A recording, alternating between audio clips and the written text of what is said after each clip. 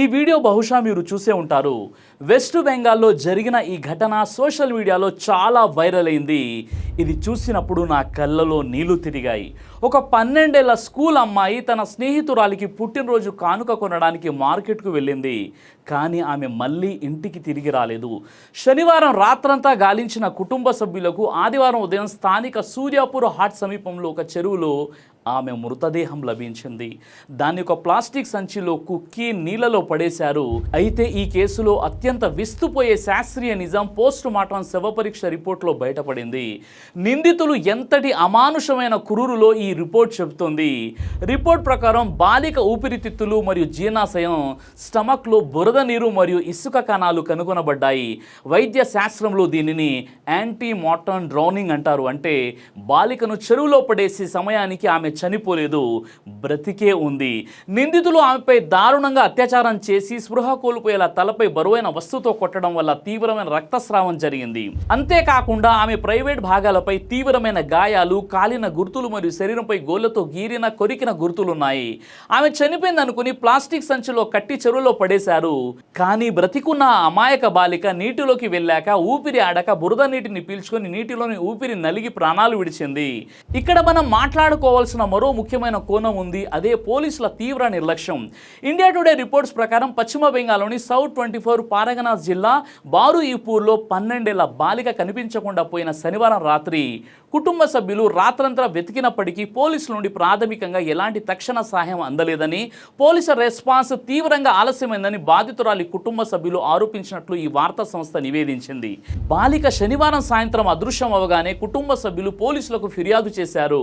కానీ పోలీసులు వెంటనే స్పందించలేదు. ఒకవేళ పోలీసులు ఆ శనివారం రాత్రి సరిగ్గా గాలించి ఉంటే బాలిక ప్రాణాలు కాపాడగలిగేవారేమోనని పోస్ట్ మార్టం ఆధారాలు చెప్తున్నాయి. అంతేకాదు, అసలు ఆధారాలను సేకరించింది పోలీసులు కాదు, స్థానిక ప్రజలే. అవును, స్థానికులే స్వయంగా అక్కడి సీసీటీవీ ఫుటేజ్లను వెతికారు. శనివారం సాయంత్రం 4:10 ప్రాంతాల్లో బ్లూ కలర్ క్యాప్ ధరించినటువంటి ప్రభాస్ మోండల్ అనే స్థానికుడు బాలికను తీసుకువెళ్లడానికి గుర్తించారు. ఆదివారం తెల్లవారుజామున 4 గంటలకు స్థానికులే వాడి ఇంటిని ముట్టడించి గట్టిగా ప్రశ్నించగా వాడు మృతదేహం ఉన్న ప్రదేశాన్ని చూపించాడు. ఈ మొత్తం సీన్లో పోలీసులు ఎంత అలసత్వాన్ని ప్రదర్శించారో దీని ద్వారా అర్థమవుతుంది. ది హిందూ జాతీయ పత్రిక ప్రచురించిన నివేదికల ప్రకారం తమ కుమార్తె శనివారం అదృశ్యం వెంటనే సమాచారం అందించినా పోలీసులు చర్యలు చేపట్టడంలో విఫలమయ్యారని బాధితురాలి తల్లిదండ్రులు ఆరోపించారు. ఈ పోలీసు అలసత్వంపై తీవ్ర విమర్శలు రావడంతో పశ్చిమ బెంగాల్ పోలీస్ చీఫ్ అయినటువంటి డీజీపీ సిద్ధనాథ్ గుప్తా స్పందిస్తూ పోలీసుల స్పందనలో ఆలస్యం జరిగినట్లు వస్తున్న ఆరోపణలపై తమ ప్రత్యేక విచారణ జరిపి నిర్లక్ష్యం వహించిన అధికారులపై కఠిన చర్యలు తీసుకుంటామని అధికారికంగా ప్రకటించినట్లు ఈ పత్రిక పేర్కొంది. అయితే ఇప్పుడు ఈ నేర ప్రణాళిక వెనక ఉన్న నిందితుల వివరాలు చూద్దాం. పోలీసులు ఏర్పాటు చేసిన ప్రత్యేక దర్యాప్తు బృందం ఎస్ఐటి 3 కీలక నిందితులను అరెస్ట్ చేసింది. మొదటి నిందితుడు ఆనంద్ సర్దార్. ఈ కథకు అసలు సూత్రధారి. ఈ కిడ్నాప్ వెనక బాలిక తండ్రి నుండి 50,000 లంచం వసూలు చేయాలని కుట్ర ఉందని దర్యాప్తులో వెల్లడైంది. ఇక రెండవవాడు ప్రభాస్ మోండల్. వీడే బాలికను నమ్మించి దారి మళ్లించి చెరువు సమీపంలో ఉన్న గుడిసెకు తీసుకువెళ్లాడు. ఇక మూడవవాడు దిబాకర్ సర్దార్. వీడు గుడిసెలో ఆనంద్ సర్దార్తో కలిసి బాలికపై దారుణానికి ఒడిగట్టాడు. వారు మద్యం మరియు మత్తు పదార్థాలు సేవించి ఈ ఘాతుకానికి పాల్పడినట్లు ఆధారాలు లభించాయి. పోలీసులు అరెస్టు చేసిన నిందితుల్లో ఒకరైన ప్రభాస్ మోండల్ను విచారించినప్పుడు ఈ కీలకమైనటువంటి విషయం వెలుగులోకి వచ్చింది. ఈ కిడ్నాప్ వెనక అసలు కుట్ర పన్నింది ప్రధాన నిందితుడైనటువంటి ఆనంద్ సర్దార్ అని ప్రభాస్ పోలీసులకు తెలిపాడు. బాధితురాలి తండ్రి నుండి 50,000 రెన్జు అంటే కిడ్నాప్ చేసినందుకు బదులుగా డిమాండ్ చేసే డబ్బు వసూలు చేయాలనే దురుద్దేశంతోనే ఆనంద్ ఈ కిడ్నాప్ ప్లాన్ చేసినట్లు ప్రభాస్ పోలీసుల ఎదుట ఒప్పుకున్నాడు. అయితే ఇక్కడ మరో ఆశ్చర్యకరమైన విషయం ఏమిటంటే ఆదివారం స్థానికులు పట్టుకుని అప్పగించిన ప్రధాన నిందితుడు ఆనంద్ సర్దార్ సూర్యాపూర్ పోలీస్ క్యాంపు నుండి పారిపోయాడు. ఆ తర్వాత సోమవారం మొబైల్ టవర్ సిగ్నల్ ఆధారంగా మార్కెట్ ఏరియాలో వాడిని మళ్ళీ పట్టుకోవాల్సి వచ్చింది. ఇది పోలీసు భద్రతా లోపాలను మరింత స్పష్టం చేస్తోంది. పోస్ట్ మార్టం నివేదిక చూసిన తర్వాత పోలీసులు ఈ కేసును మరింత సీరియస్గా తీసుకున్నారు. ఆనంద్ సర్దార్, దిబాకర్ సర్దార్, ప్రభాస్ మాండల్ అనే 3 ముఖ్య నిందితులపై సామూహిక అత్యాచారం, హత్య, కుట్రలు చేయడం, సాక్ష్యాలను నాశనం చేయడం వంటి కఠినమైన సెక్షన్లతో పాటు పోక్సో కింద కేసులు పెట్టారు.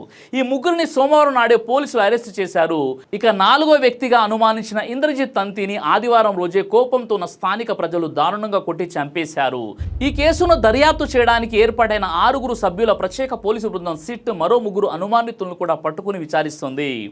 అయితే విచారణలో ఉన్న ఈ ముగ్గురిలో ఒకరికి స్థానిక రాజకీయ నాయకులతో సంబంధాలు ఉన్నాయి. పశ్చిమ బెంగాల్లో 15 ఏళ్ల తృణమూల్ కాంగ్రెస్ సుదీర్ఘ పాలన ముగిసి మే 9, 2026 నాడు బీజేపీ తరపున సువేందు అధికారి ముఖ్యమంత్రిగా ప్రమాణ స్వీకారం చేశారు. కొత్త ప్రభుత్వం ఏర్పడిన కొద్ది రోజులకే ఈ దారుణం జరగడంతో రాజకీయ రగడ మొదలైంది.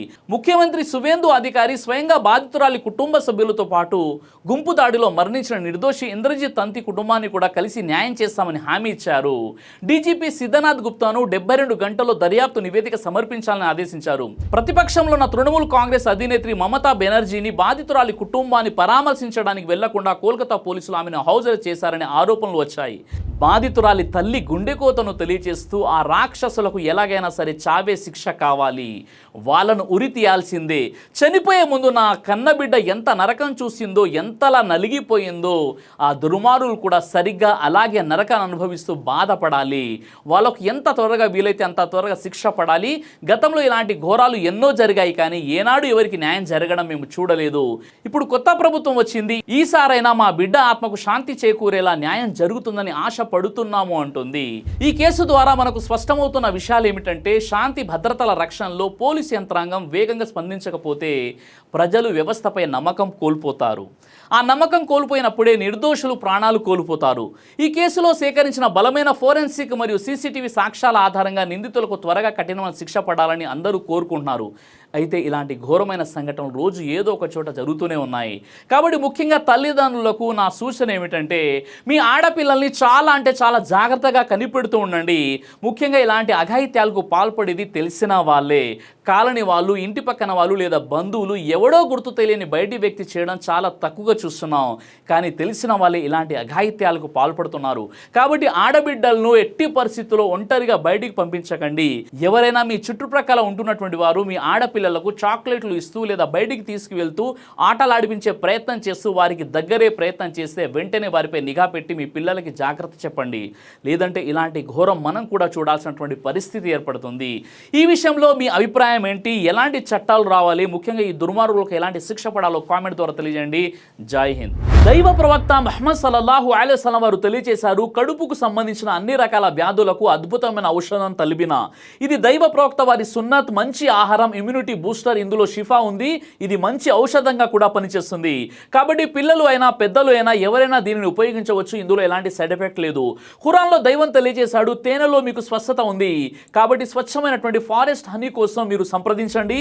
అలాగే పురుషుల స్టామినా కోసం తయారు చేయబడినటువంటి హల్వా, ఇది అన్ని రకాల లైంగిక సమస్యలను దూరం చేసి వీర్య కణాల ఉత్పత్తికి సహాయపడుతుంది. మీ దాంపత్య జీవితాన్ని మరింత సంతోషకరంగా, ఆత్మవిశ్వాసంతో నింపడంలో సహాయపడుతుంది.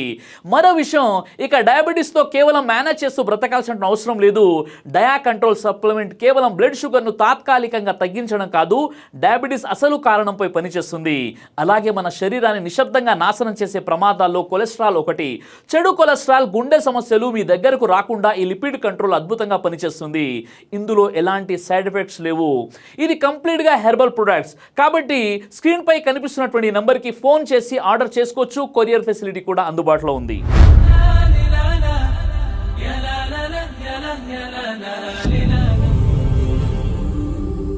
బ్రదర్ సిరాజ్ అని యూట్యూబ్ ఛానల్ని మీరు సబ్స్క్రైబ్ చేసినట్లయితే ఇన్షాల్లా దేవచిత్తం అయితే మీకు వీడియోస్ వస్తుంటాయి. అదేవిధంగా బ్రదర్ సిరాజ్ అనేటటువంటి ఫేస్బుక్ని కూడా లైక్ చేయడం వల్ల మీకు వీడియోస్ వస్తుంటాయి.